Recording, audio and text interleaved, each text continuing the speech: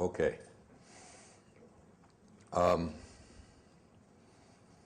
The talk that I gave the other day in Lourdes,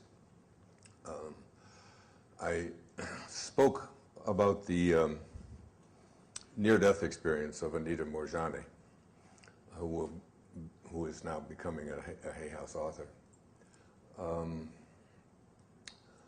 Many of you were touched by it. You'll be even more touched by it when you read in depth what it is that she had to say and what she discovered. My mother is 95 years old on April the 21st, the day that I had the invisible surgery from a distance from John of God. And I sent her those 21 pages that I was referring to. And because where she lives in an assisted living center in Orlando, near Orlando. And most of the people in there are in their 90s, and many of them are over 100. And so she deals with death every day. There'll be 4 people sitting at a table, and then one morning there'll be 3. And it's sort of she's been there now the last year. And it's always a traumatic thing for her when I talk to her, because I try to talk to her every day. And I sent her what Anita experienced in her near-death experience, which was truly one of the most profound readings that I have ever encountered. And then talking to her, getting to meet her, and then putting her on public television so that she can help to alleviate so much of the fear. Most of you know who Abraham is. Esther and Jerry Hicks work, Hay House authors as well. And I remember Esther saying to me one time that if you really knew what death was and what a brilliant, beautiful, fantastic experience it is, you wouldn't have a death penalty. You wouldn't call that a penalty. She once said, or Abraham once said, just imagine the greatest orgasm that you've ever had in your life, and then multiply it by 10 million. And know that it never goes away. That's how she described death, or that's how Abraham described death in that way. So one of the things that I was speaking about in there was this whole idea that we have illness in our body, and then we have this energy body that she spoke about, and this was something that she was told when she was in this state where her body was really shutting down, but she was still able to report what she was experiencing there. And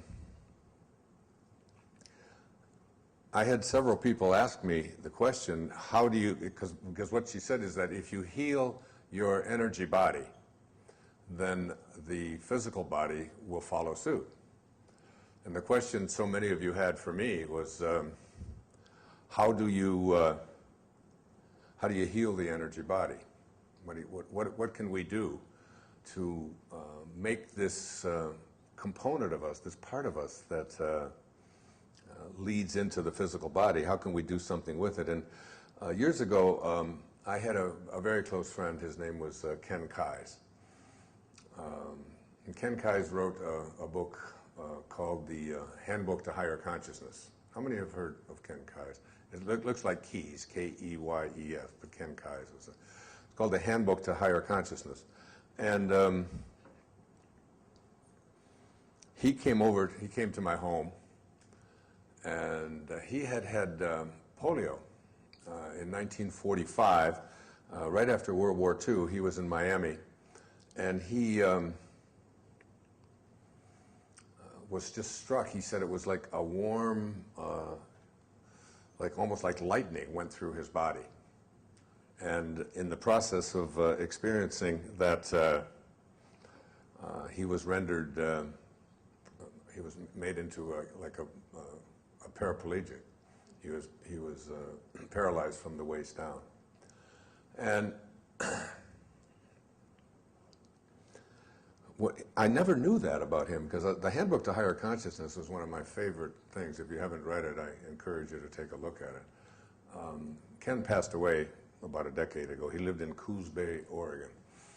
And I had a lot of conversations with him. And what I learned from him in having conversations with him was that, because I remember when he came to the house and I'd read the whole handbook, I had no idea that he lived in this body that was paralyzed from the waist down. And I remember going out there and picking him up, and his legs just sort of went like this. And we talked about something called the keys to higher awareness. And I used to lecture about this and talked about it many years ago, but now I thought I would share it here with you on this last part of our magical journey here in Dubrovnik, heading towards Medjugorje tomorrow, where another series of miracles took place 30 years ago today, yesterday, 30 years ago, exactly, June the 24th, 1981. And I used to lecture on this, and I used to talk about it, and I thought about it a lot, and I tried to put it in perspective for what I'm doing here on this trip. And these keys to high awareness, there are four that I practiced and lived and thought about. But as I've been here on this trip and looking at all of the magical things that have been happening, and I'm sure many of them have been happening for you, I want to put it into context of this trip and what it has meant to me personally, and what it means to, I think, many of you, and many of you who will be watching this in years to come, maybe centuries to come. These keys to higher awareness are moving past ordinary levels of consciousness. Ordinary level of consciousness is the place where most of us have accepted as where we're willing to live. It means that we're getting along. It means that we're paying the bills, we're paying our taxes, we're handling life. But this thing called extraordinary levels of consciousness is only very often reserved for the kinds of people that we have been experiencing here on this journey. You know, St. Francis and St. Bernadette, and so many of the saints, you know, certainly the Virgin Mary and so on, that these are extraordinary people. And because they're such extraordinary people, they are outside the realm of our daily experience. So I think at the very beginning, what I'd like to say is that if you want to reach this extraordinary level of consciousness, which we're going to do today, and many of you will do on this trip, you have to be willing to change your concept of yourself. And changing your concept of yourself means understanding what your concept of yourself is. Your concept of yourself is everything that you believe to be true about yourself and about reality. So that everything that you have believed to be true about yourself has gotten you wherever you are in your life.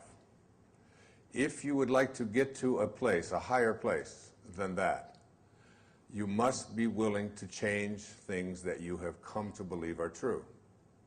You have to be able to shift, if you will. And this shift is something that most people are unwilling or incapable of doing. And we might profess to be willing to do it, but it's almost like Castaneda said, it's like you have to almost do a somersault and land in a new reality. I remember in 1978 that I was blessed to be invited to speak in Vienna, in Austria. I had written a couple of books that appeared on bestseller lists all over the world. One was Your Erroneous Zones, and another was Pulling Your Own Strings. And because these two books had had such an amazing popularity, I was invited to something called YPO University. YPO is Young Presidents Organization. It's an organization that in order to be a member, you have to be under the age of 50, and you have to be the president of a company with more than 500 employees or something like that. And they put on these phenomenal universities, and they invite people from all over the world to come, and they pay all of your expenses, and you just spend a week just immersed in the top people in business and education and spirituality and psychology and economics and whatever. It's just an entire week of being immersed in it.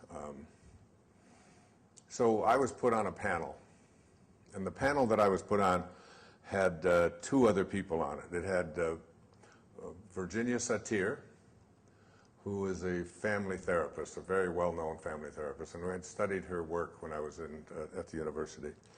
And the other person was a man that I just had so much admiration for that even being on the same room with him, I felt humbled. I had read his great works and studied him, and I had actually even taught some courses about what he did when I was teaching at the university. His name was Viktor Frankl, and he wrote one of the real signature books ever written on higher consciousness called Man's Search for Meaning. And Viktor Frankl was a practicing psychiatrist in Berlin, and he was just taken, because he was Jewish, he was taken in 1939 or 1940 and sent to Auschwitz in Poland and lived there for 5 years. I should say survived there for 5 years. And there I was on a panel with this man who had written a book that I had used read as a textbook. And I remember him saying in his talk that he said we would be given a bowl of dirty water and a floating fish head would be in it, and that would be our meal for the day, for the whole day. And he said the people who found fault with that, who didn't like it, who were angry about it, who were upset about it, very often were people that didn't survive very long in these concentration camps, in these putrid, horrible conditions that no human being ought to ever endure, but it was taking place in the world at that time. And he said I had to find beauty in that. And if I wasn't able to find beauty in that, then I wouldn't be able to survive, let alone live at this level of consciousness that I would like to speak about here today. So after the presentation, we went to lunch. And he said to me, he said, Wayne, he said, you're young. I was 38 years old. And he said, but let me tell you something, and I've never forgotten it. He said, when we are confronted in life with situations over which we have no control, we are challenged to change ourselves. We're challenged to change ourselves. And what we have come to believe is true. And I have said many times that I was conceived in the first day of World War II. On September the 1st, 1939, when Hitler invaded Poland. That was the day that I picked to arrive here on this planet. And I was born May the 10th, 1940.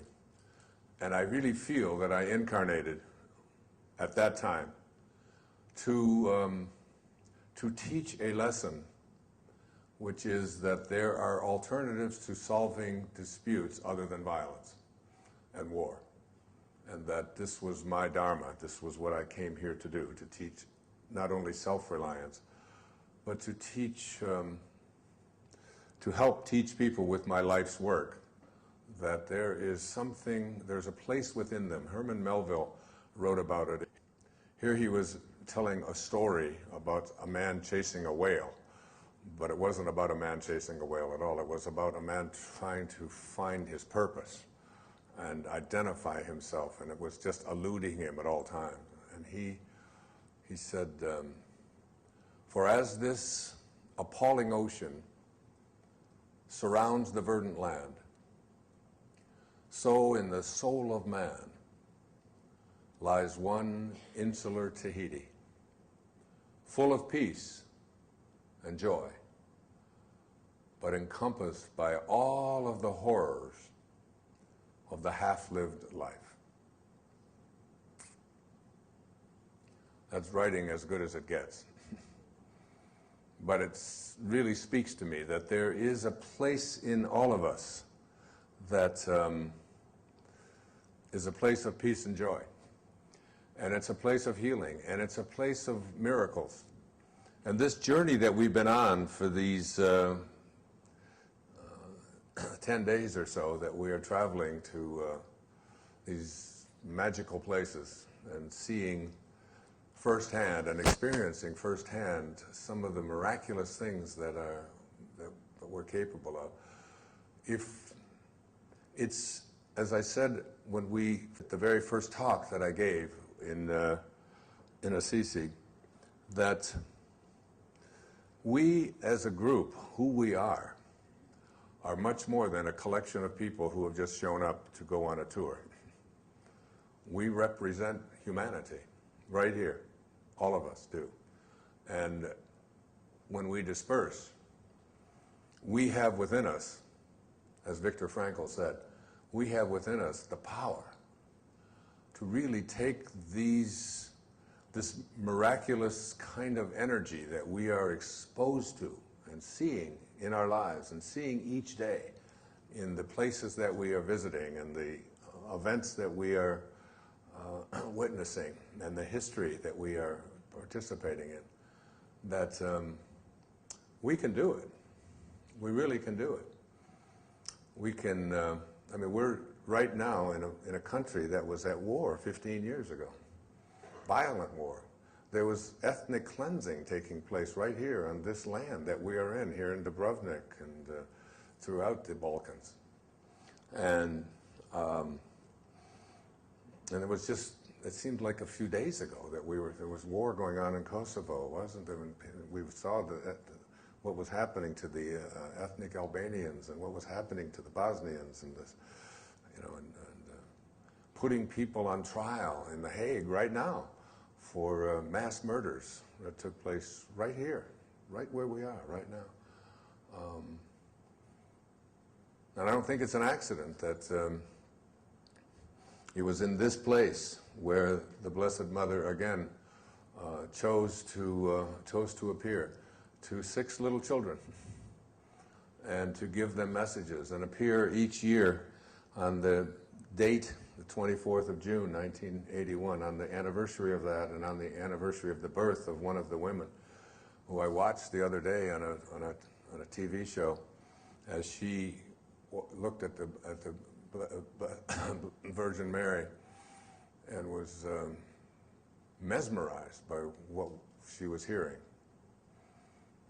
And it took place in Fatima in 1917, and it took place in the 16th century. And these weren't people that were any different or any better or any more elevated than each and every one of us watching this and here in this room. And I had a real sense of that throughout this entire journey. This journey began with an idea, just an idea, that I'd like to go back and I would like to take people who would like to go, people of a like mind, to not just witness it and go, wow, wasn't that great, but to experience it and to feel it and to practice it. And I've seen it throughout the time that we've been here. I've seen people behaving in ways that are miraculous. And so I came up with, in my conversations with Ken Kai's, 20-some years ago, 25 years ago, what I call the keys to higher awareness.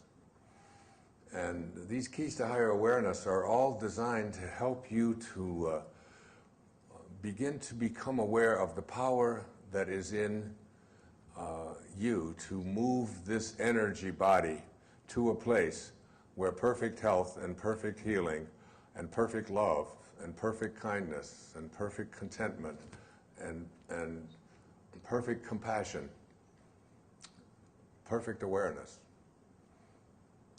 And the first of these 4 keys is, I called it banishing the doubt. And banishing the doubt really means shifting from an intellectual sort of approach to this whole business to a place of absolute knowing. And when you have this, and getting to this place of knowing and banishing doubt, it's like, is Linda here? Linda Millick? Oh, yeah, there's Linda in the back. Linda and I met on the cruise that we did, a Hay House cruise. And when Linda talks about what she does and what she believes in, and it's all weird stuff. I mean, this is a weird lady, you know. And she sees orbs and she interprets energy coming through on photographs. And she had, her son died her only son died 18 years ago. And he was 18, I believe, wasn't he, at the time? Yeah, so 18. And he didn't die in an automobile accident, if I'm not correct, correct me, but he died rescuing somebody in the same accident that he had been in. He went back to rescue a passenger in the automobile, and while he was doing that, the car exploded and a fire came and he was killed instantly. So he died it's very much like the story I told you in Assisi when I had that magical healing of my right knee, that I often used to think that I was healed because why shouldn't I? I'm Wayne Dyer, after all, you know, and I'm very special. And I wrote a whole book about St. Francis, and I was in Assisi when I did it, and all of this kind of thing. But I didn't realize it until many years later that it wasn't about that at all. The reason that miracle took place is because I had gotten out of my own ego. I had just, in that moment, had said to someone, forgetting about the fact that my knee was bad and so on, just reached out in a total sense of how may I serve you, independent of how it affects me. And that's when miracles take place. And I realized that many years later that it had nothing to do with my specialness. It had nothing to do with me being better than anybody else. It had to do with my being in a place of just absolute total serving, like thinking like God thinks, you know. As the great poet Hafiz put it, even after all this time, the sun never says to the earth, you owe me. Just think what a love like that can do. It lights up the whole world. It lights up the whole world.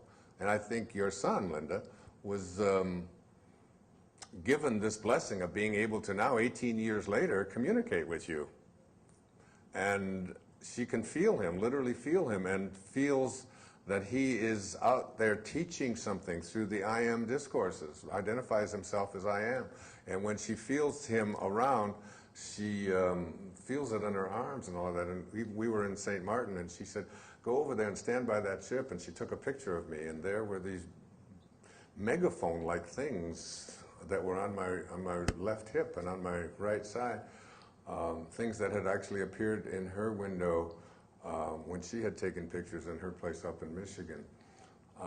But the reason I'm bringing Linda into this is because when she talks about it, she doesn't talk about it and say, well, this is kind of strange, and isn't this kind of, you know, it comes from a total place of knowing, doesn't it? There's just a total banishment of doubt that my son is communicating with me. He is teaching me what it is that we can do, our connection to something grander and bigger and more divine. And I know when I talk to her that I'm not talking to someone who's trying to sort of apologize for stuff is sort of a little woo-woo, you know, and it's talking to dead people and so on. It's not like that at all. It's that kind of a knowing. And when you get to that kind of a knowing, you know, because she will take pictures right next to somebody else with her camera. And when she takes and clicks the camera, these orbs will show up. And when someone else clicks the same camera, they don't. So that this ability to be able to communicate and know that there is something grander and greater out there comes from a total banishment of doubt. And it first starts, the banishment of doubt has to start with your own divinity. Like, a great teacher in India who lived in a place called Puttaparthi was, his name was Sai Baba. He just passed away a few months ago. I was a devotee. I mean, he just, you know, he would manifest vibhuti. I have a lot of vibhuti in my home. It's like this holy dust almost, that he would just move his hands like this and it would come out just from nowhere. It was that going from nowhere to now here, which is exactly the same, isn't it? It's all spelled the same. N-O-W-H-E-R. It's just a little question of spacing. And Sai Baba was at a gathering of his 75th birthday about 10, 12 years ago, and millions of people had shown up in this little village that has just a few thousand people, but they were camped out in the mountains all around the area. And a reporter came up to him and asked him a question, hoping to embarrass him. It was a reporter from the West. And the reporter said, "Are you God?" And he, without even hesitating, said, "Yes, I am. And so are you." He said, "The only difference between you and I is that I know it, and you doubt it." And I guess that's one of the big knowings that I would like you to be able to have, is that there is some place within you that is God. And as Jesus said, with God, all things are possible. And I always ask, what does that leave out? And that leaves nothing out. So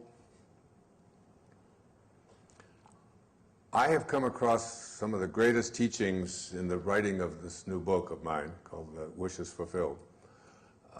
And one of the things that I came across is something called the I Am Discourses. And the I Am Discourses really helped me to elevate my consciousness from anything that is related to being ordinary to understanding myself as an extraordinary God-realized being.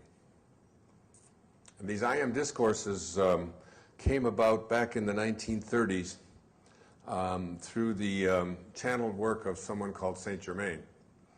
Saint Germain's teachings are very profound, and Linda's son identifies himself as I Am, and has given her teachings that that have a very profound impact on me and on anyone who is willing to open themselves up. Because any lingering doubt that I may ever have had about the ability of invisibleness to be able to impact my life was gone when the surgery was conducted on me and the sutures were removed in April and May of 2011. I must say I still had a little tad of that, I'm just not quite sure about all of this. And now I speak from a total place of knowing. And the story that I told about the suitcase and finding the suitcase, I wasn't telling that because I'm so special that I can go find a suitcase, so I'll just go stand around at airports and locate people's suitcases as a new occupation. I was telling that story because it was the beginning of this journey. And the beginning of this journey, I was sort of just infused with this idea that you have guidance there for you. And in case you're taking off and going to be talking and visiting these spectacular places, in case there's any lingering doubt about it, here's just another little example of it. Because I was still doing booga booga after I spotted that lady after a half an hour, when it was just within a few seconds and it wouldn't have happened. And it was like when I sat down and realized, when I got on the plane and headed towards London, I sat there and said, that's what it's for. That's why I got that, to remind me that this intelligence, this angelic kinds of guidance is available if you just banish the doubt. So here's what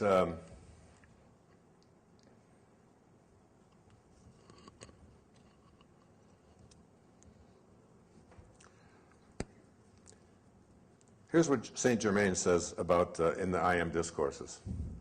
The moment doubt begins to enter, more doubt rushes in. The same with the I Am. If you put your attention upon it, it rushes forth more and more. Where the conscious attention is fixed, there the energy pours. Dear ones, says Saint Germain, do you not see, when you want something revealed or to be inspired in some way, do you not see, I am that? The moment you say I am, you set in motion this power that has inherent within it all these faculties.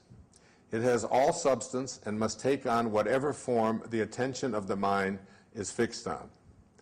The I am, the name of God, is the fathomless mind of God.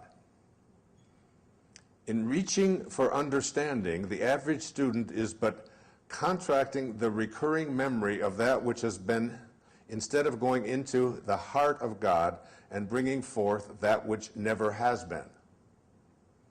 Individuals and students many times do not and will not realize that there have been many civilizations of vast attainments which are entirely unknown to the outer world today.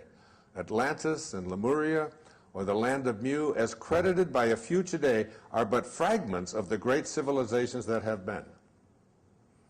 Like, we get this idea that it's all now in this world that we're in, and it never existed before. To do unusual things, the students who wish to do this take the determined stand, I am the heart of God, and I now bring forth ideas and accomplishments which it has never been brought forth before. Consider only, I am that which I wish to bring forth. The I am presence is the heart of God. You are immediately in the great silence the moment you say I am.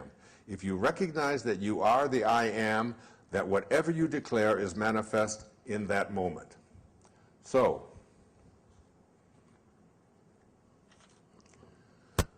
when I think about why it is that people aren't able to create the kind of miracles that this group is going to be able to create after we disperse, it's that we have to make our number one relationship, our number one priority, the number one thing in my life. I was talking about this yesterday over and over again with people, with individual people, that my number one relationship in my life, at this point in my life, is my relationship to God, my relationship to my source. It's number one. It's above my relationship to my children. It's above my relationship to any of you, the people that I teach, to people, individuals in my life that I love. My number one relationship, and your number one relationship, needs to be this I am presence that is within you, that is within each and every one of us. And when you can do this, the reason people can't do it is because our identification is so strongly tied into what our senses have told us about our life. Like, I was talking to a friend of mine a man who lives on Maui, who has been struggling with something that one of my own children has been struggling with, addiction to prescription drugs. Now, we live in a country that, in the United States particularly, and I'm sure it's true all over the world, but particularly true in the United States, you know, in 1970, the number of individual prescription pills, prescribed in America in 1970 was 2 billion. In a country of about 300 million people, 2 billion individual pills were prescribed in 1970. One generation later, in 2007, there were 113 billion individual tablets prescribed. From 2 billion to 113 billion in one generation. So we are creating a world filled with drug addicts. When I was growing up, the average person who would have a prescription pill, I mean, it was just unusual to ever go to the pharmacist and get a prescription. It was like an unusual event. Now most adults in America are taking 5, 6, 7, 8 prescriptions. And whenever they take 5 or 6, the combination of them together adds another one that can be lethal. You don't even know what the impact of it is when it's, what is it? Is it, Pam, is it 5 or 6? 6. If you take 6 individual prescriptions, you are now taking a 7th prescription drug, which may indeed be fatal because of the combination of the other drugs, no matter what they are, no matter how innocuous the prescriptions may be. So anyway, there's a lot of people addicted to these things, pain pills and anti-anxiety pills and antipsychotic pills and antidepressants and more and more. And I could go on and on about this. But anyway, I was talking to this man who has been consumed with taking these prescription pills, and he's been taking them for a very long time. And when I talk to him, the same as when I talk to my daughter, they tell me that the reason that it is difficult to get off of them is because when I tried to get off of them before, he said, and my daughter says, that my body goes into these convulsive kinds of reactions, and I might have seizures, and you know, it's like it's very hard, and my eyes water, and I can't do anything. And when I talk about banishing doubt here, I'm asking you to ignore what your senses have told you and what your body experiences have told you, and go to the place that is God. Go to the I am that I am. Go to the place that says the divine God's work in me is my I am presence. And instead of saying this has been the history of all of this, this is why it's so difficult for me to overcome these addictions, to go to a place where you have an understanding that I have the capacity to transmute any kind of addictive behavior that I've had, just like that, instantaneously. With God, all things are possible. And I can do it without any side effects. I can do it without... Can you open yourself up to that possibility? And he would say, no. It's just too much. I can't imagine myself doing that. And my daughter would say the same thing. It just... because we have come to believe that we are these bodies and whatever reactions that we have. My friend Ramdas, who lives on Maui, who's just we're very, very close. We have dinner together a lot. We spend a lot of time together. And a man that I admire immensely, wrote Be Here Now, and one of the great lecturers, and was a role model for me in how to become a public speaker. And he tells the story of when he first went to India. He was doing drugs. That's to put it mildly. He and Timothy Leary, and he was a Harvard professor who left and went off to India, and met his guru, his great teacher, Neem Karoli Baba. And he called him Maharaji. And he said that he could read his mind. And that when he went there, he took, like, I don't know the exact number, but it was like, I'll just say a half a dozen capsules with him of LSD, which would be enough to put a rhinoceros into orbit. If it was ever, taken. I mean, he would just take 1 or 2 grains, and he was going to be there for a couple of years, so this was going to be his supply of psychedelic drug experimentation for the next few years. And he said his guru would look at him and say, I understand you brought some funny medicine with you from America. And he said, yes. And he said, give it to me. And Ram Dass said, he just could always read his thoughts. And so he reached under the blanket, and he went and got secretly kind of this, and took out one of the capsules, which contained an enormous amount of this, because you just took a few grains for whatever it is that you go through when you do LSD. It's not an area that I'm expert in at all. So his guru, Maharaji, Neem Karoli Baba, went under the blanket and took one of the pills and swallowed it. And then he came up and he said, it doesn't seem to be working. He said, give me some more, give me the rest. He said, you have more. You have 5 more of them. He said, give them all to me. It's a true story. He went under his blanket and went into his knapsack or whatever, because he didn't want to deny what his teacher was telling him. And he took the 5 capsules of LSD out, and he took all 5 of them and put all 5 of them into his mouth at once and swallowed them. And then he went under the blanket, and he came up, and he started doing all of this, really weird stuff. His eyes rolled back and all of that. And then he stopped. And he said, this doesn't seem to, he said, do you have any more? And Ram Dass had one of the great lines I've ever heard. He said, I realized in that moment that if you're already in Detroit, you don't have to take a bus to get there. Not a great line. So that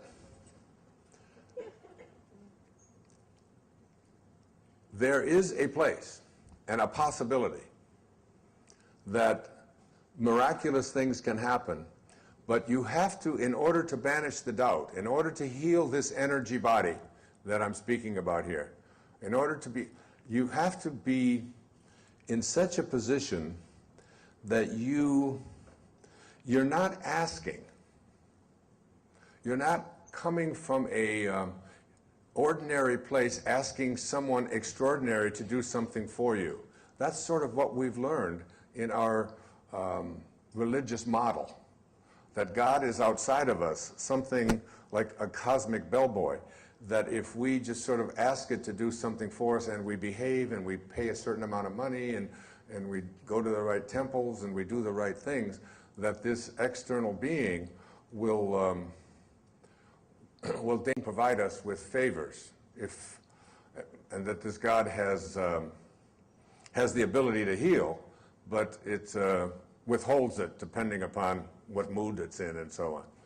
And that's a very different concept that I'm talking about here. I'm talking about a concept of God that says that we are all pieces of God. Like T.S. Eliot said, we shall not cease from exploring. And at the end of all of our exploring will be to return to the place from which we originated and to know it for the first time, to know it. You don't have to die to do this. You can know it here. You can know it now. You can say to yourself, as the I Am discourses say over and over and over again, the I Am is the divine work of God. And you are capable of saying, I am. And you don't want to add anything after I am that isn't consistent or harmonious or in rapport with God. That is the all-creating knowing, the all-knowingness. We all know everything. There's a higher self within each and every one of us. There's a highest self, which is omniscient and omnipotent, all-powerful, and everywhere at once. And the Creator, according to Mikhail Avinov, a great teacher of the White Brotherhood, that is white light, not white skin, okay? I could get nervous when I say that. But it's the, and this teaching of the initiatic sciences, which I've been studying for the last couple of years in depth, reading and studying and meditating on a regular basis, that God places within each and every one of us a spark of himself. Most organized religion has taught that we know and we're the conduit, we're the ones that can give you access to God. You have to do it through us, through our organization, through all of the kinds of teachings that we have. And I'm suggesting that you don't need that at all. It's interesting. We were in the CC, and they invited me to go out to this nice restaurant for dinner, and everybody was there. My friends, my family, Carrie was with me, and Reed and Maya. These are the people that, and Nancy, and all of the people that were involved in the putting together of and creating this trip. After I said, this is what I'd like to do, then I just turn it over to them, and they handle the details. And we're all sitting there, and everybody was having a jovial time, and I felt, it was right after I had that experience in speaking to you where I just lost it. You saw me. I mean, I couldn't speak, and all of you just stood up, and I was speechless and sobbing, and I'm still processing that. It's been, and now I go to Lourdes, and they put me in a bath and turn me upside down in the water with no clothes on, and I come out, and I've just been in the water, and they say, put on your clothes. I said, well, where's my towel? They said, you don't need a towel. You're dry. I said, how do you go into water and come out dry? That's what happens in Lourdes. Now I got to process that. I don't know what to do with that. And all I know is that I was even higher after that experience in Lourdes. I don't know if any of you did that. I'm sure some of you did, because I was told to do it by some people right here in the room. But don't miss it. And sure enough, I've been floating ever since. But I took a shower before I came to give this talk, and I had to have a towel. I was like, how come? So it's an awareness that there's something, something so powerful that we're capable of, and that there is a highest self within each and every one of us. And this highest self is, religion doesn't teach it. Religion has not taught that because it's been so much about power. So, when we're talking about the conflicts that are going on here in the Balkans, where we are right now, off to Medjugorje tomorrow, so much of it is about religion. So much of it is about, Christians and Muslims and fighting and all of this kind of thing over these ideas. And I'm suggesting to you that Jesus was saying, you are God's. And you have to be able to say, I am. And anything that you want to place your attention on, if you want to overcome an addiction, if you want to lose the weight that you've had for as long, if you've been overweight for most of your life, if you want to attract prosperity and wellness into your life, if these are something that you really want for yourself, truly, if you want it for yourself, you have to declare it. And it's not about asking. It's about commanding. It's about insisting. Let me read to you from the I Am Discourses, the exact pages. This is the part that I love. It's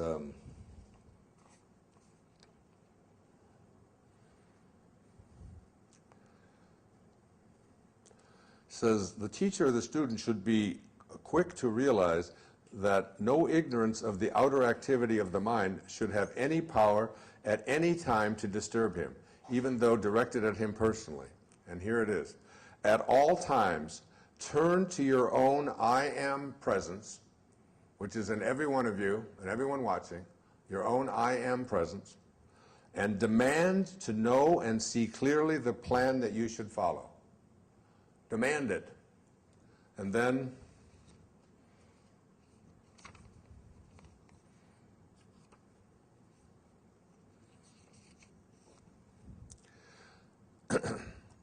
you must take the unconditional stand with your body.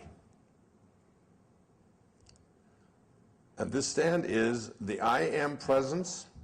You're quoting now, the I am presence governs this physical body completely and compels it into obedience. The more attention you give your body, the more it is the master, and the more it will demand and keep demanding from you. You can positively produce whatever you want in your body if you will fix your attention upon the perfection of it, but not let your attention rest on its imperfections. For the ascension, I am the commanding presence. I am the commanding presence. Use this often, for it stills the outer activity, so you become centered in the activity of love. This is not an ask, please supplicate yourself and make yourself inferior and just beg, and perhaps maybe if you're in a good mood, you might do something for me in the way of helping to heal me. It's not that at all. It's, I am God. Not the God that we have created in our own image of the ego, but the God of love. Jesus said it that way. God is love. And he that dwelleth in love dwelleth in me, and I in him. God is love. I am perfect divine love. The I am presence within me, I command it to look into anything in my life history that I have used. And the reason why it is so difficult for people to overcome addictions from their past is because they are only relying upon the evidence of their senses and what their body has told them, because this is what you believe you are.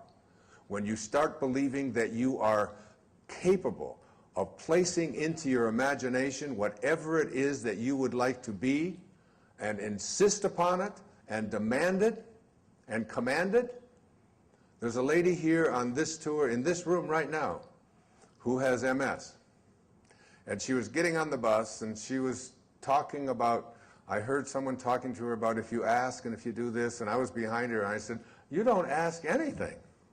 You insist upon it. She said, well, and the guy behind her was saying, well, you've got to lift her right leg because she can't lift her right leg. And I said to her, you insist, you command your right leg to raise. You have to prove to yourself that you have the ability to do this. You can walk. You've got to just say that to yourself, even if your body doesn't agree with it yet. And she stood there on the bus in a step that was about this high, and someone went to lift her up, and she said, no, wait. I'm commanding my leg to raise up. And she moved her leg up on that step. And she's sitting right over there. Her name's Brittany. And she can walk. And she told me she could walk. And she's going to walk over here to show you, and everybody watching who has MS or anything else, that there is a divine power within me that I can command, and it will respond to the commands that I have. Come on up, Brittany. My son Sam's is going to just stand by her. You just watch this lady.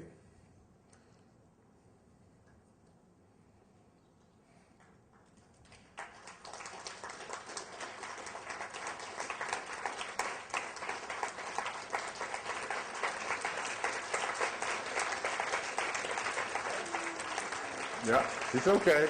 She's got it. Come here, gorgeous.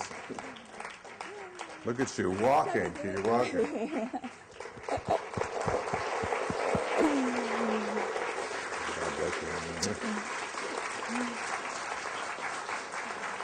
Command it. What did you do? Tell them, Brittany. Take the mic.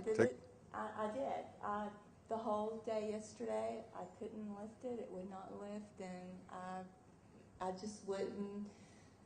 It wouldn't lift, and I kept saying, please, please, somebody help me, God help me, God help me. And he was like, no, don't ask you are God. You command it. You command it yourself. And I was like, back off. I can do it now then. And I did. And it only took that one step. And whenever I made the one step, and I haven't stopped. I've gradually been going all afternoon. And it's great. How do you think that feels? So, Thank you, sweetheart. Thank you.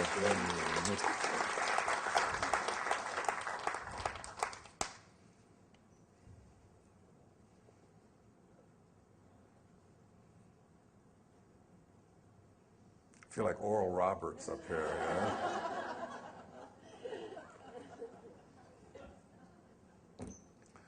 you know? Brittany, you just have inspired a lot of people with that. Yeah. That, and you know, it's like we're so afraid that if we do that, God's going to get mad at us. Or that's blasphemy.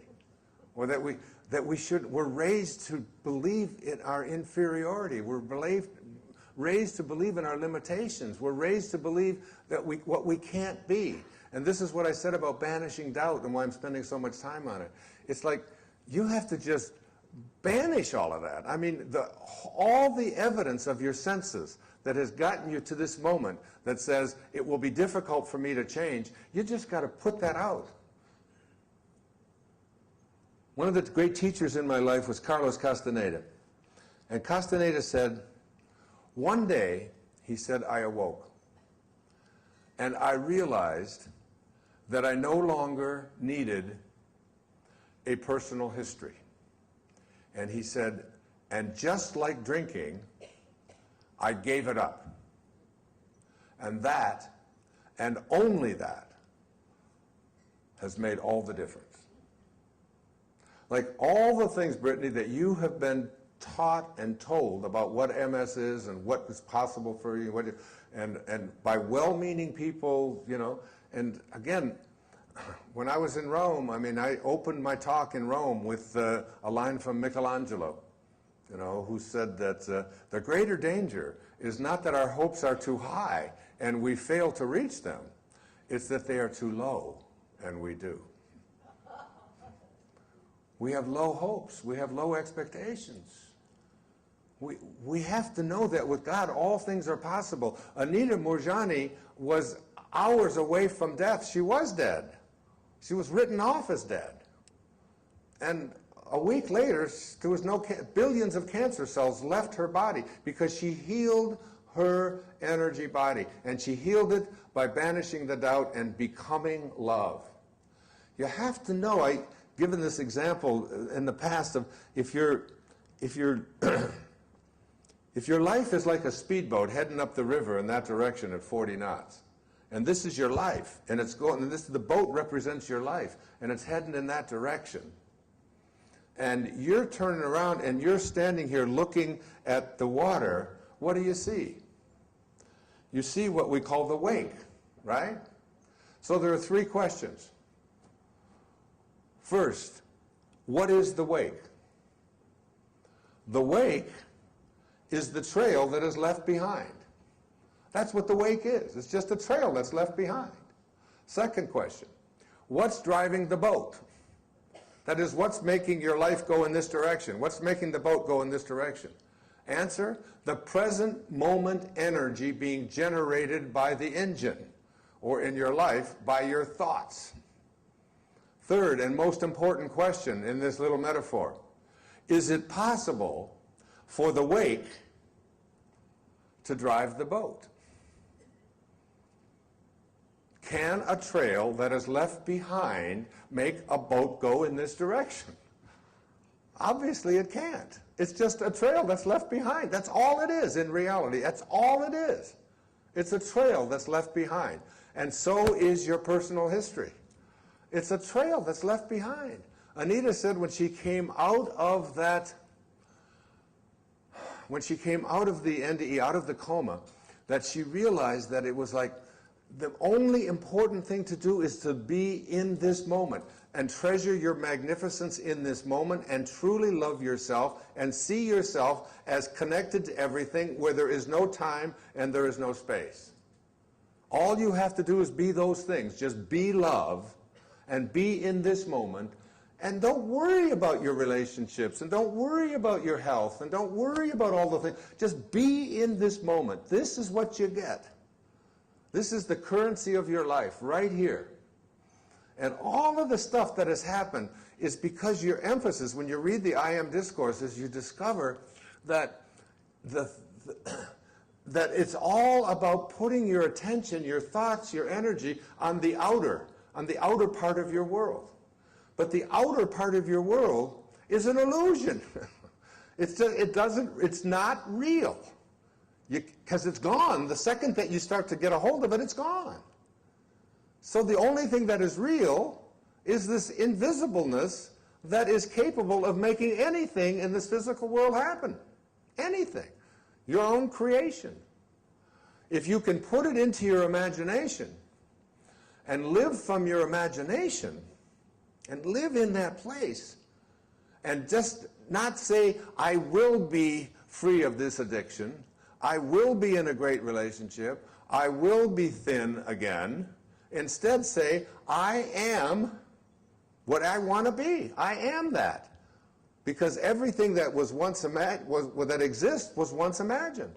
If it's going to exist in the future, you have to be able to imagine it. To make a future a future wish a present fact, you have to be able to place it into your imagination and live from it. It will ultimately harden into a fact. That's how the universe works.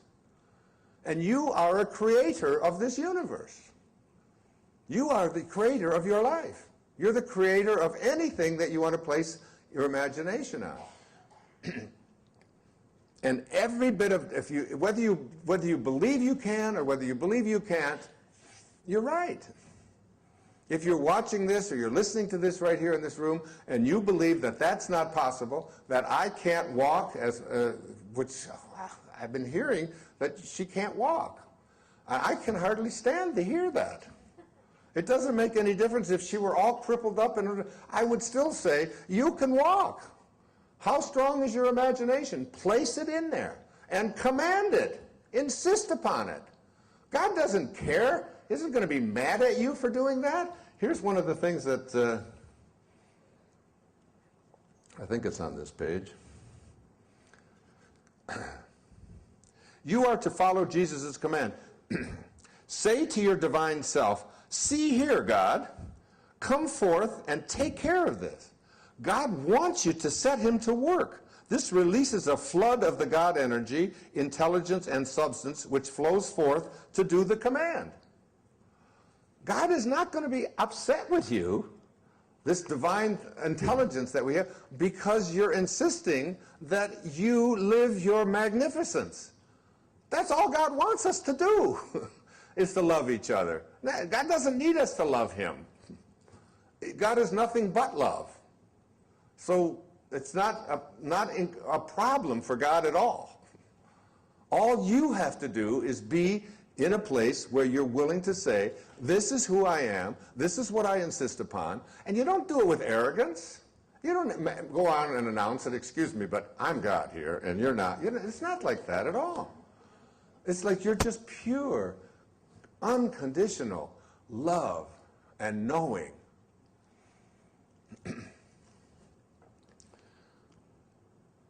And it involves one other thing before I move to the next one. It involves being steadfast. One of the things that I really got, and I've been reading slowly again for the third time, my copy of Nikos Kazantzakis' St. Francis. One of the things that I really get from reading Kazantzakis is how steadfast Francesco is. Steadfast, Patanjali put it this way, when you are steadfast in the abstention of thoughts of harm directed towards yourself and others, that all living creatures will cease to feel fear in your presence. I say it over and over again. I know that I've repeated this, I'm repeating this, because it's really relevant here. You have to be steadfast in your abstention. That means abstaining from thoughts of harm directed towards yourself and others. And did you like the reading that I did the other day from St. Francis when he was with the leper and kissing him on the mouth? Was that too much? I mean, the reading? Because I want to do another short reading. It's about 2 pages. Would you mind? It's the story of St. Francis. You know, Francesco was best known for the way he dealt with animals, and particularly the birds. And Brother Leo, through the great creative mind of Nikos Kazantzakis, creates a time when Francesco approaches the birds and how he preached to the birds. It's one of the more touching moments in this book that I only read a few pages each day because I just don't ever want it to end. And this is my 3rd reading of it. It's one of those books where, as I read it, I feel it. I assume the feeling of it inside of me. And so I just don't want it to end. So let me just sit over here and read to you a few pages.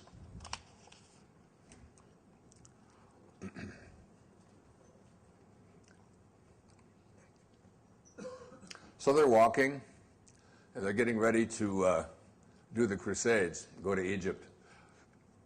And they're going to disperse. And Brother Leo says, he's writing here, now this was his constant companion. This is fiction, but it's based exclusively on all of the information that we know about St. Francis, where we spent 3 just delicious days in Assisi. I've heard so many people say there's just never been anything more magical than being there. I felt that way until I went back to Lourdes. We arrived at a tiny city perched on the flanks of a sharp, rocky mountain. At its foot were tumble-down houses worn away by rain, sun, and time. At the summit, the castle fitted out with towers and long, swallow-tailed pennons. Here the Lord lived with his falcons. The city was belted by vineyards and olive groves below on the plain. "We'll stop here and rest for 3 days," said Francis, feeling sorry for me. "I see a tiny monastery there among the olive trees. God has taken pity on you, Brother Leo." We entered the city. The farmers were returning from their labors. The sun was about to set. We seated ourselves in the garden of a ruined church.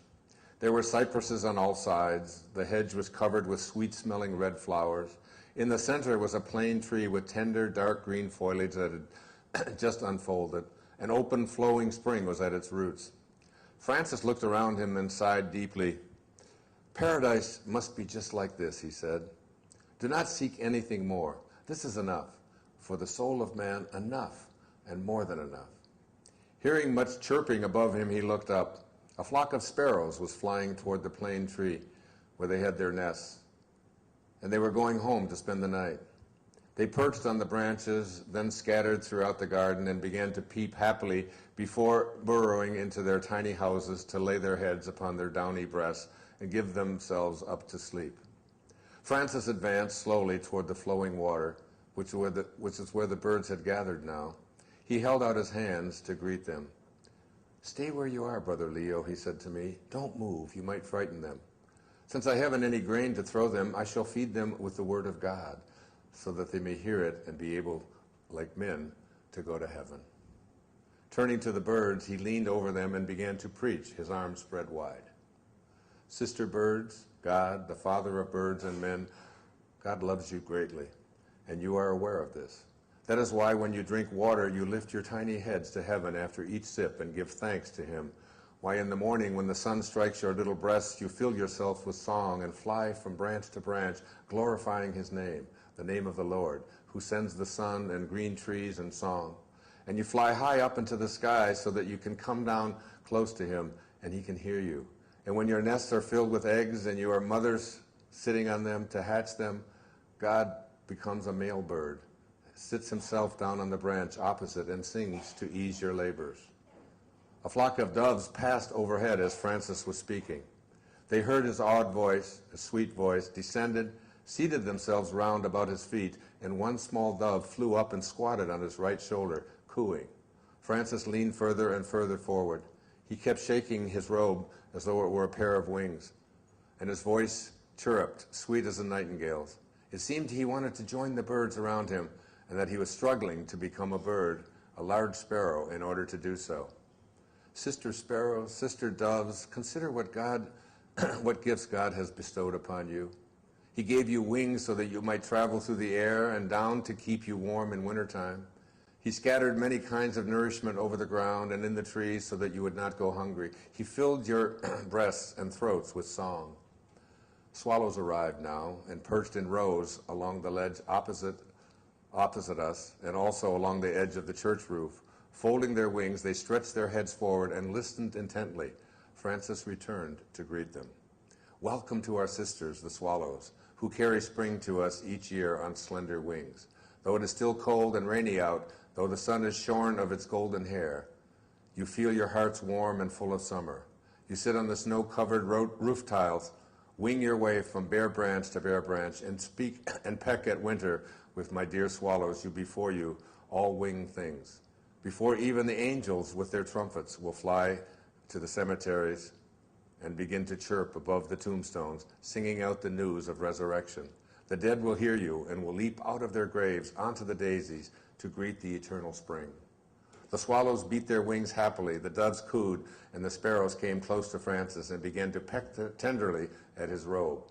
Holding his hand out over their heads, he made the sign of the cross and blessed the birds. Then he waved in all directions, bidding them farewell. Evening has come, sister sparrows, doves, and swallows. Evening has come. Go now and sleep.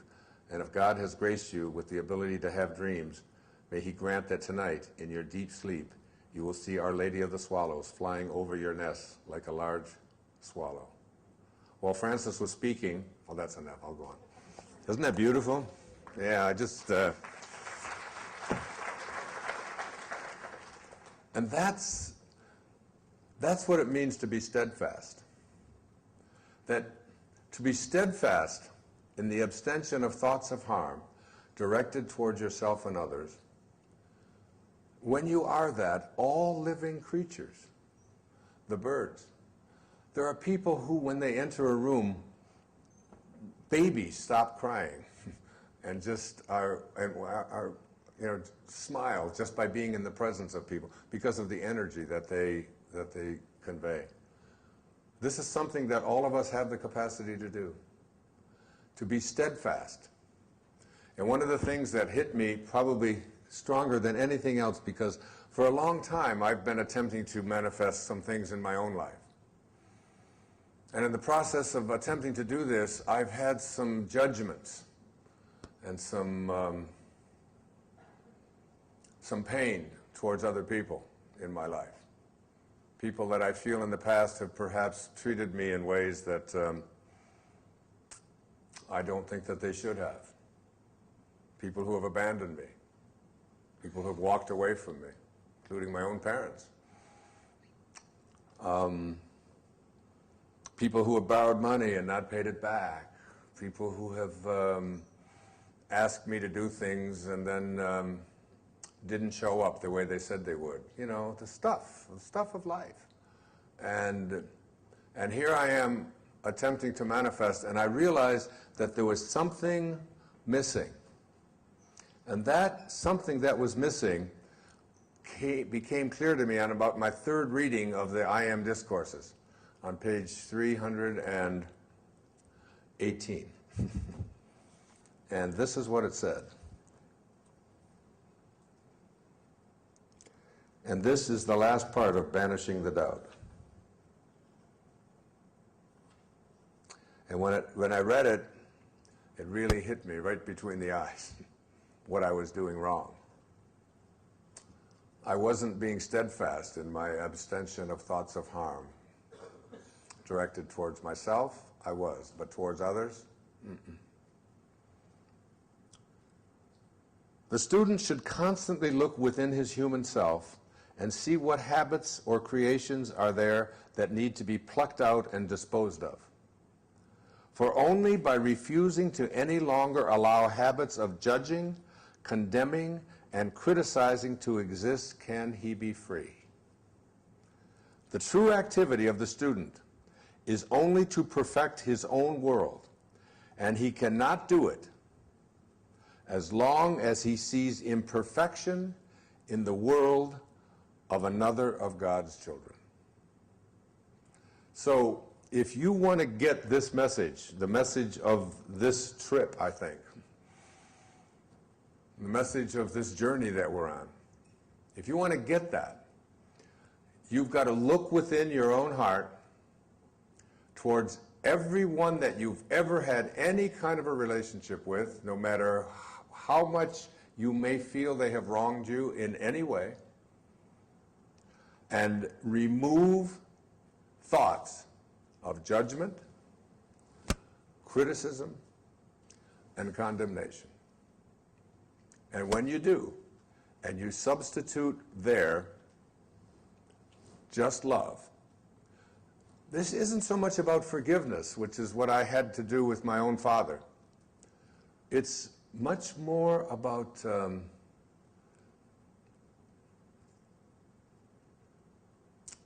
it's about wanting the love and peace that you want for yourself more for those who may have wronged you than you want it for yourself. It's about being able to be that great at it. That's Christ consciousness. That's Buddha consciousness. That's Siddhi consciousness. That's higher awareness. That's how you heal your energy body, if you want to know how. You don't come up with justifications for why you should have hatred in your heart for anyone or anything at all. Instead, you ask yourself, do I see imperfection in the world of any of God's children? And if I do, then I eradicate it from my life. And I practice a kind of love that will come back to me. Yesterday, one of my children on this trip, Serena, was so excited. She called me up in the hotel room and said, "Dad, I've had a miracle. You have to hear this miracle." I said, "Well, right now I've got a few other things. I've got to give a talk, and I've got, some people want to see me. Dad, you don't understand. You don't understand. This is a real miracle. This is like a real miracle." I said, "Yeah, but I'm, maybe a little bit later." No. And 2 minutes later, she's knocking on the door because she was like 2 floors away. And she called my son Sands, and she called Sage, and she said, "Now sit down. Now just sit right here. Now you just have to hear this miracle. This is an amazing miracle." So I thought I'd have her share her miracle with you. Say, Serena, where are you, Serena? Are you in the back? Come on up. This is going to be the shortened version. Not the 20-minute one that happened yesterday, but the 3-minute one, okay? This is my daughter, Serena. So, I think this is a miracle, but you guys might not. But it doesn't matter, because I know it was. I had posted on my Facebook status that I was in Lourdes, and a guy that we know from Maui, who's like my dad's age, commented on it, that he had been there in Lourdes when he had prostate cancer, and that the healing of the sick by the submersion in the holy water was the highlight of his spiritual life, and that if I had the opportunity, I should do that. But I didn't know anything about this, and I just read it and said, "Oh, that's cool," and that was it. So yesterday, Sands and Sage and I were going down to the lobby to go with the group on the path of the Jubilee, and we're standing in the lobby, and a lady on this trip named Prabha came up to us out of nowhere and said, "I have to tell you this right now." And her daughter was there, and I was kind of like, "Mom, you're bothering them," and they're pulling her away, and they're like, "No, it's okay." And she said, "I did a dip in the bath this morning in the grotto waters, and it was the highlight for me spiritually. And so it was kind of like the same thing that my friend Gary had said. And I said, I want to do this. And she said, well, it's only from 2:30 to 4, and there's a long line, so you would have to go now. And I said to Sage, well, let's go. And Sage was like, well, what about the Path of the Jubilee? And I was like, no, we have to do this. And she agreed. We went and got Sands. We went to our dad's room to try and get him, but he wasn't there. So we went, and we got in the wrong line. And we were in this other line for like 10 minutes. We waited there and realized that this was not the correct line. So then we went to the correct line, and Sands walked right in to the guys section, and Sage and I walked over to the women's section, and we were told, we just missed it, it was closed. So we were just like, all right, we're just going to stand here and watch and just see, for a couple minutes what this is all about, and then we'll go back. But then I just felt this, something that just said to me that I was going to go in. And so I said to Sage, we're going in. And she was like, okay. And so we just stood there, waiting for something to happen so that we could go in. So another lady on this trip, who happened to be the last person in the line for the grotto, so because of where she was positioned in the line, she could come right up to us outside of the gate. And she came up to Sage and I and said, have you done this yet? And we said, no. Her name is Amaya. She's here too, I know. But we said, have you done this? She said to us, have you done this? We said, no. We missed it, it's closed. And she said, well, you can have my spot. I did it already. And we were like, no, it's okay, you don't have to do that. And she said, no, you have to have my spot, you have to do this. And I was like, okay, this is the third person telling me I have to do this. So she says, wait 1 second, I'll be right back. I'm going to go talk to the head guy in charge. And she walks down there to talk to the head guy in charge. And I said to Sage, let's walk down there. So we walked down there, and we're standing in front of the guy, and he is explaining to her that a lot of people ask, and he's sorry, but when it's closed, and he can't do anything. And she said, but these two girls, they came from America. And he said, wait a minute, that girl? And he pointed at me. And I was like, oh my God, what did I do? And he said, that girl, is that who you want to get in here? And she said, yes. And he said, I will let her in. And I said to Sage, I said to him, can my sister come too? And he said, of course. And he said to me, I saw what you did earlier. And I was like, what did I do? And he said, you were walking by the cafe. And then I knew what he was talking about. Earlier in the day, Sands and Sage and I were on the other side of town, and we were walking by a cafe, and I just happened to look inside the cafe, and I saw that 4 older ladies were eating lunch together, and the one of them had like a walker or like leg braces, and they fell over. So I stopped and I looked in, and I went and I picked them up. That's all I did. I picked up her braces for her, and I just patted her on the back, and she said, oh, thank you. And I was like, it's okay, and I walked away. Well, it turns out that the head guy who decides who comes and who goes from the Holy Grotto bath was sitting right next to them at the cafe, saw that, remembered it, and because of that, like, one random act of kindness that anybody in this room I know would have done, we got to cut the entire line, which was a 2-hour line, and we went right into the bath.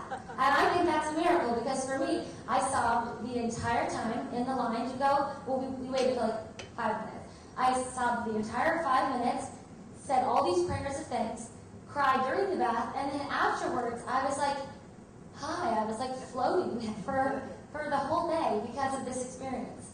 So I think it was a miracle.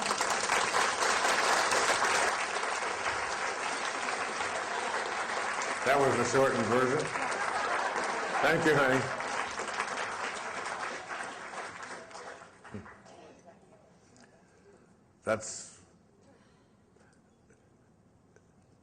It's like the suitcase. It's just evidence that when you're out there and when you're coming from this place and when your ego isn't involved in it and you're just out there serving and being, that the energy, it just all works. It just all works, you know. That's how God works. You can't call yourself a kind person if you're not kind to the lady who cleans your toilet in the hotel, and if you're not kind to the person who helps you get your cab, and if you're not, just because you write a check to, a hospital or something. It's just about living from this place, about living it. It's what I've tried to show my kids, not just through what I teach, but for, how I live, how to be. It's like to practice kindness, to practice being steadfast, to not let it slip. And when you get to those places, doubt begins to vanish. That's how you heal the energy body. You become God as love, and you demand that it serve you and humanity the way you want it to serve it. The second of these, and many of them I've covered already in what we've talked about, the second of these keys to higher awareness is to elevate ourselves to this place of extraordinary consciousness, where synchronicities become a way of life, is what I call taming the ego. And taming the ego is really understanding the ego. The ego is the part of us that believes that we are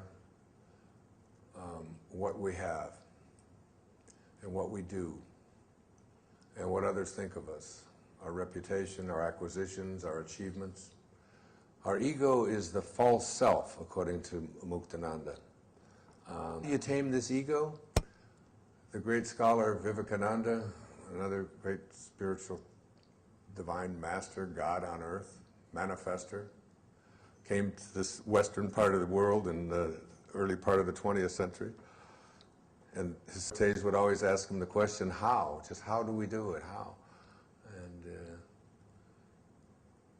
he said, in the springtime, go out and observe the blossoms on the fruit trees. He said, the blossoms vanish of themselves as the fruit grows. So too will the lower self vanish as the divine grows within you. The divine growing within you is what Serena just described. Just everyday little acts of kindness. That you don't do it so that you can cut the line. But cutting the line becomes a way of life. Because, as I said earlier, when Thoreau defined success, he said, if you advance confidently in the direction of your own dreams and endeavor to live the life which you have imagined, you will meet with a success unexpected in common hours. It will chase after you. It will happen for you. It's like the little kitten chasing its tail. You've all seen little kittens do this. They chase it, and chase it, and chase it. And little kitten was doing that out in the alley. An old alley cat came up to it and said, excuse me, well, what are you doing there? And the kitten said, well, I just returned from cat philosophy school. And in cat philosophy school, we learned two things. The first thing we learned in cat philosophy school is that happiness is the most important thing in the world for a cat. And two, we learned that happiness is located in our tail. So I have figured out if I could just get a hold of it, and just get a hold of it, that ultimately I will have a lock on happiness and I'll just take it with me for the rest of my life. And the old alley cat looked at it and said, I didn't have the same breaks that you did. I didn't get to go to school, college, but I've been out here in the alleys and I've learned the same thing. That indeed the most important thing in the world for a cat is happiness. And I've also discovered that it's located in my tail. He said the only difference between you and I is I've discovered that when I go about my life and do the things that are most important to me, that it follows after me wherever I go. And that's basically what Serena's story was. And this taming of the ego, I've written volumes on it. and talked about it and worked with clients on it, done movies about it, about transcending this idea that who we are is what we have. We show up into this world, and there's nothing for us to do.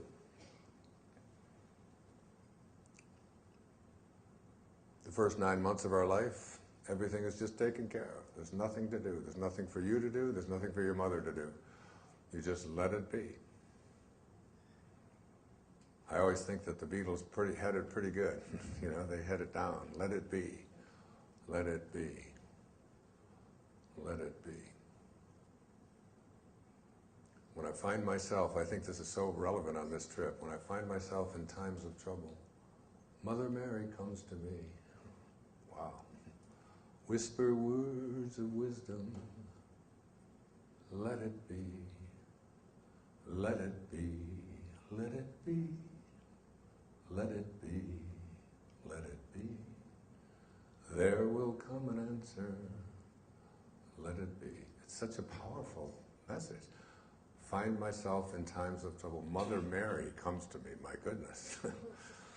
How many times have we seen Mother Mary come to me? Whisper words of wisdom. Let it be. And we're 9 months in there just letting it be. And then we're born. Take this beautiful creation. We say to God, great work, God. We'll take over from here.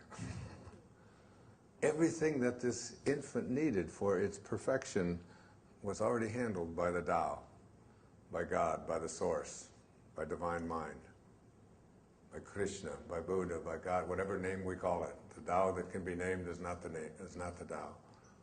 And then instead of just allowing this perfection to unfold, we start indoctrinating it with a false self. And the false self says, you have to prove yourself. You have to be better than somebody else. You have to win. You have to compete. You have to accumulate. And the more stuff you have, the better you are. And the more you accomplish, and the better, the more you get. You know, and it's on we go with this. And what other people think of you is so important. And you're separate from everyone else. And you're separate from God. All of the stuff that we learn, all taking away from our perfection. There was a great poet from India. His name was Rabindranath Tagore. He spoke poetically about the ego. He said, I went out alone on my way to my tryst, but who is this me in the dark? I step aside to avoid his presence, but I escape him not. He makes the dust rise from the earth with his swagger. He adds his loud voice to every word I utter. He is my own little self, my Lord. He knows no shame, but I am ashamed to come to thy door in his company. That's the ego. The part that makes the dust rise from the earth with his swagger, that adds his loud voice, that always says, me, me, me, what's in it for me? The mantra of the ego is more, more, more. What's in it for me? The mantra of the higher self is, how may I serve? What can I do? How can I get outside of my ego? And the irony is that when you do that, and all I can do is tell you that it's always worked for me. When I forget about what's in it for me, and I just let go, and I serve. And I'm telling you, every morning of my life now, for the last several years, and particularly the last several months since I've had that amazing invisible healing thing with John of God, where an entity entered into my body and into my soul. I awaken every morning, and the first thing I say is thank you. And I awaken much earlier than I used to. And I just ask, what can I do today to make somebody else's life a little less burdensome, a little happier? Whether it's my family, My kids will tell you, I have a weird Father's Day practice. I don't ever ask for gifts on Father's Day. What I do is I always give a gift to my children, a check, something, and I always just write a note with it and tell each one of my 8 children how grateful I am for being able to be your father, right? Every year. That's how I deal with Father's Day. It's my honor to be able to be a father in whatever way that I can. I think I particularly feel that way because I've never had one, and I never knew what was involved in that role from any modeling that ever showed up in my life. But it just seems to me that it's a true honor and privilege to be a parent, you know, and to be allowed to do that. And so this taming of the ego is the second of these levels of higher consciousness that we can reach. A third I call cultivating the witness. So it's banishing doubt, coming to a knowing, taming the ego, that is just asking, and the best way to tame your ego is just to say, how can I serve? What can I do for you? And the irony is, so much more will come to you. I taught, and I told them, because when I told my children when I took that year to live the Tao and to write that whole book, Change Your Thoughts, Change Your Life, about living the Tao Te Ching. And one of the favorite lines in there is what Lao Tzu says. He says, you know, you're not doing anything. You're just being done. And God does, the Tao does nothing. You try to find out what God is doing, and here we're all in here, we're all breathing, and we all have our hearts beating in here, and, you know, we're all digesting, and we've got rivers of fluids going through our bodies, and, you know, and put food into them, and hopefully it comes out in the right place, and we don't worry about whether it comes out in our ear or not. I mean, it all just, everything is just, God is just doing so much right now, but God is really doing nothing. And he leaves nothing undone. That's what the Tao says, doing nothing and leaving nothing undone. And my girls will always say to my son, sitting over there, you know, Sans, you're not doing anything. Come on, you're doing nothing. And he said, and I leave nothing undone. It's one of his favorite lines now. But cultivating the witness is an interesting thing. And what I want to say to you about this is that it's where you begin to step outside and no longer identify yourself with the outer and all that your senses tell you, and begin to reprogram this subconscious mind of yours, which is what does almost all of the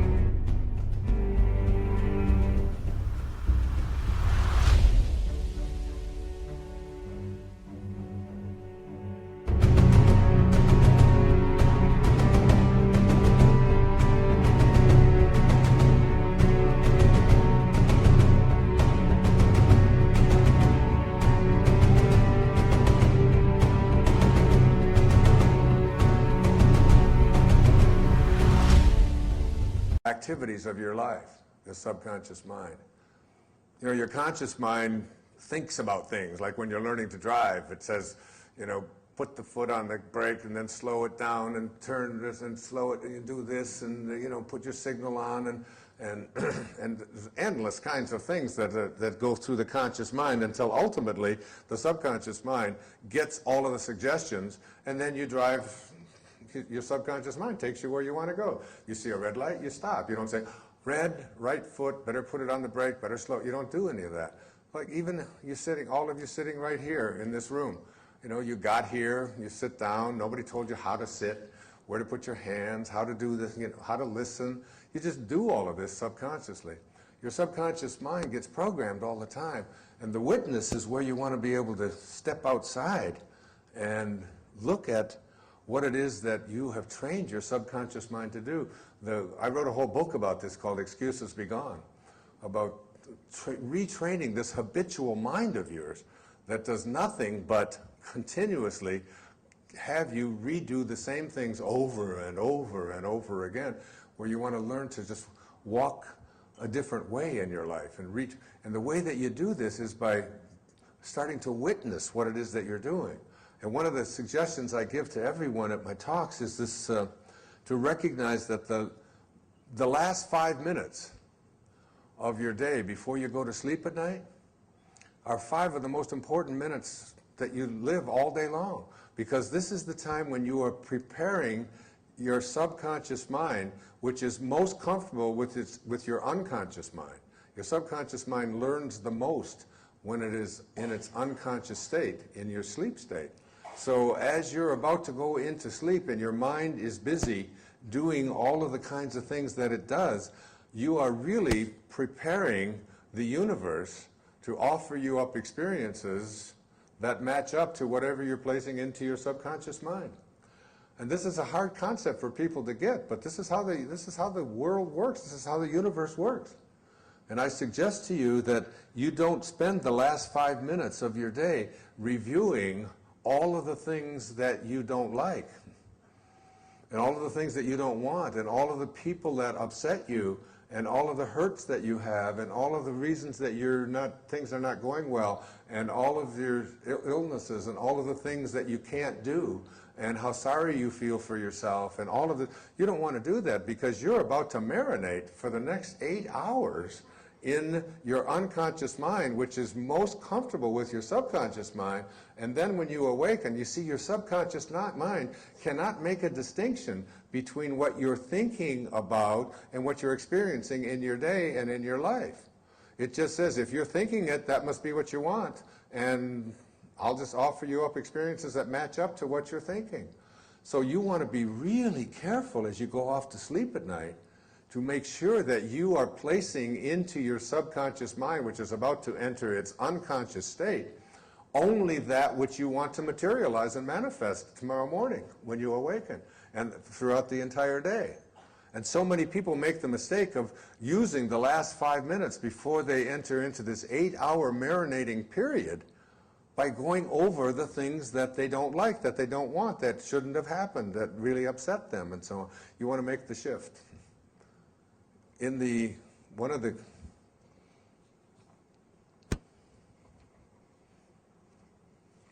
is from the book of Job. In a dream, in a vision of the night, when deep sleep falls upon men, while slumbering in their beds, then he opens the ears of men and seals their instruction. Then he opens the ears of men and seals their instruction while they are slumbering in their beds. Job 33, verses 15 and 16. So while you're sleeping, you're getting instructions. But first you've got to place it in your mind, and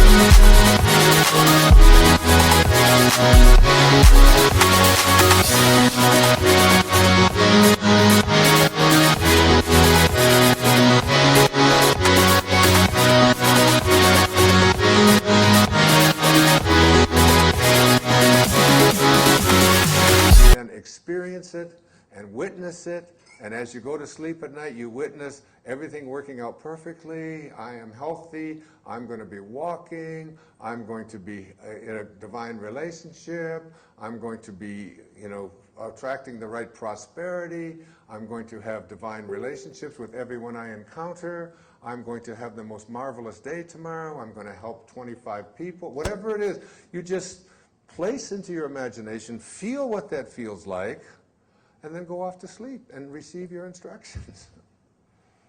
Cultivate the witness. And finally, the last of these keys to higher awareness, I call it shutting down the inner dialogue. And what I'd like to do here in the last few minutes that we have is to teach you a meditation that we lectures with. It's a meditation that is based upon what's called the Moses Code.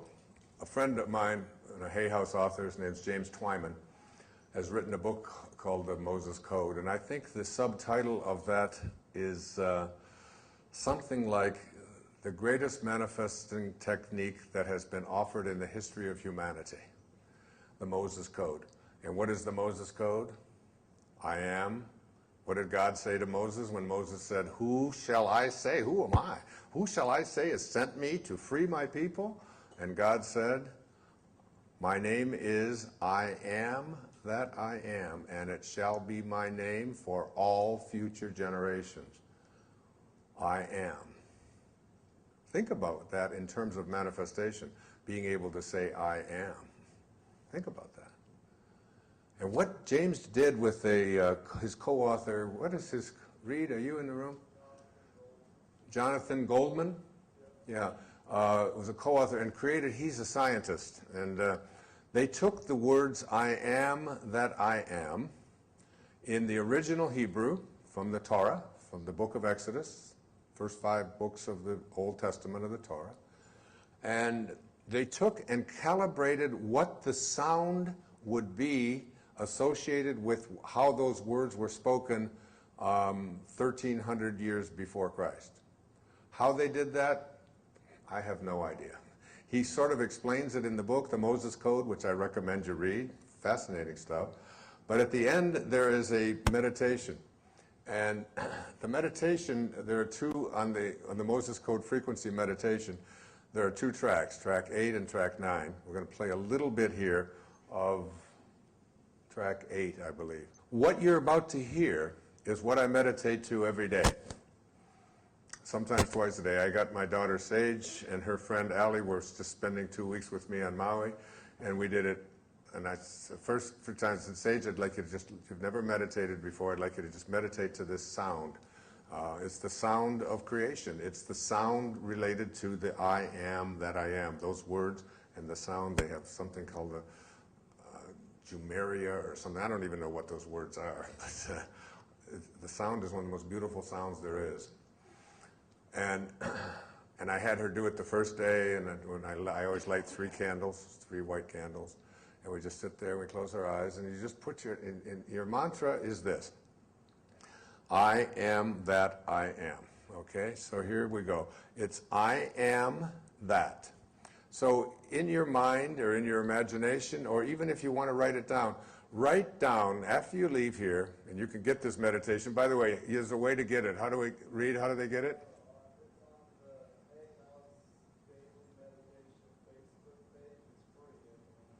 Hay House Daily Meditation. They go on hayhouse.com. Hay House Daily Meditation Facebook. I'll go to Wayne Dyer Facebook page and go click onto something called meditation, and you get it free. Okay, so you can get it tonight if you want it. Just upload it or download it or inload it or insert it. I don't know what the hell you do. I don't use computers, okay? Whatever you want to do with it, do it, okay? Anyway, it's free. And track 8, what is it, track 8 is on there, Reed? Track 8 is on, so we're going to do track 9, so you'll get track 8 on the computer. And you can also purchase it, and we're also putting it out. I'm going to do a whole thing on this, but it'll be available next spring. So you write down, and I really believe writing it down is important, whatever it is you'd like to manifest, what you'd like to weigh, whatever addictions you'd like to overcome, whatever you'd like to create for yourself in your life, just write it down, affirm it, okay? And think of that as that. So that's that. You know, your prosperity, your happiness, your wealth, your whatever it might be, whatever it is, whatever person you want to be, that's that. So now you say in your meditation, I am that. And that is what you have written down. And then you say, I am. And I am is the name of God. On the out breath, if you're breathing out, and it doesn't matter which one you do, if you're breathing out, you are sending it to God. So it's I am that, I am. If it's an in breath, you're bringing it from God. God's name is I am, okay? So I am that, whatever I have written down, whatever I have imagined for myself, whatever I'd like to create, I am, okay? Very simple. And we're going to do this for maybe, it's a 20-minute meditation, but we're going to do it for about 7 or 8 minutes, okay? And then we're going to close. So just take in a deep breath, take everything off of your laps, if you will. This second one is a deeper meditation than the first one. I'm doing this one because you can all get the other one off of your Facebook, whatever it is. And this is accompanied by a little bit of a guitar music, but the voice and the sound and whatever it is that you are hearing is exactly, in fact, James Twyman, when I talked to him about this, sent me the tuning fork. And when you hit the tuning fork, it's exactly the same sound. It was calibrated through some kind of sound technology to match up to the sounds in Hebrew of I am that I am from 1300 BC. So here we go. We'll do it for the next 7 minutes or so. This is one of the most peaceful sounds. By the way, my daughter every day would say, well, don't forget we have to meditate. And we didn't miss one day of meditation. She pushed it. She loved it so much. Right, Sage? She still does it every day. Okay, here we go.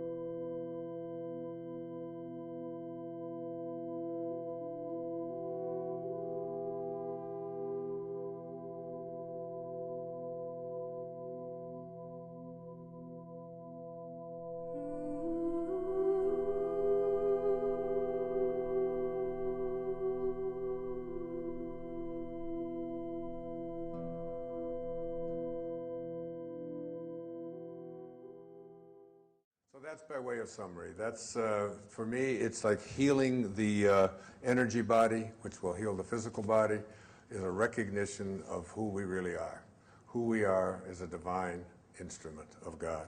As I often say in my audiences, quoting Patanjali, he said, when you are inspired by some great purpose, some extraordinary project, he said, all of your thoughts break their bonds.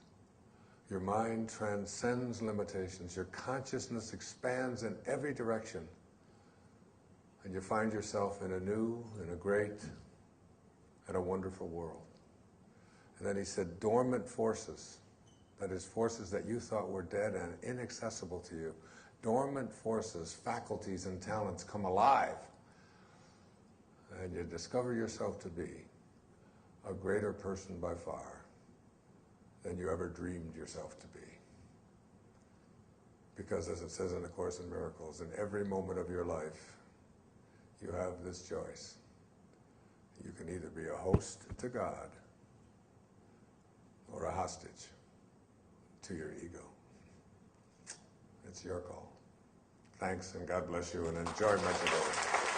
Thank you so much. Thank you.